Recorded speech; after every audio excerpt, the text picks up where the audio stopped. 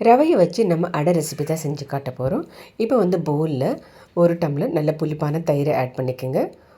சின்ன டம்ளரில் ரவை, இது ரெண்டையும் போட்டு நம்ம நல்லா மிக்ஸ் பண்ணிக்கலாம். நம்ம தண்ணி எதுவும் ஆட் பண்ண போகிறதில்ல. தேவையான அளவுக்கு உப்பு.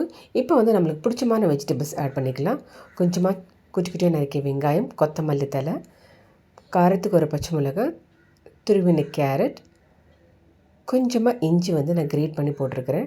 நல்லா மிக்ஸ் பண்ண பிறகு கொஞ்சமாக ஜீரகம், இதெல்லாம் போட்டு நல்லா இந்த மாதிரி பிசைஞ்சு நம்ம ரெடி பண்ணிக்கலாம்.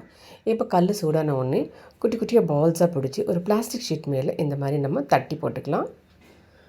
பிளாஸ்டிக் ஷீட்டில் போட்டு நல்லா ஈஸியாக வரும். அதுக்கப்புறம் கல் மேலே போட்டு ஒரு 5 மினிட்ஸ் நம்ம லோ ஃப்ளேமில் அப்படியே விட்டுடலாம். இப்போ திருப்பி போட்டுட்டு சைடில் வந்து எண்ணெய் ஸ்ப்ரிங்கிள் பண்ணிவிட்டு இந்த மாதிரி கோல்டன் ரெட் கலரில் வரணும்னு நம்ம வந்து ரவை வந்து பிளேட்டில் எடுத்துகிட்டு சட்னியோட சர்வ் பண்ணலாம். ரெசிபி பிடிச்சிச்சின்னா நீங்கள் ட்ரை பண்ணி பாருங்கள். Happy cooking.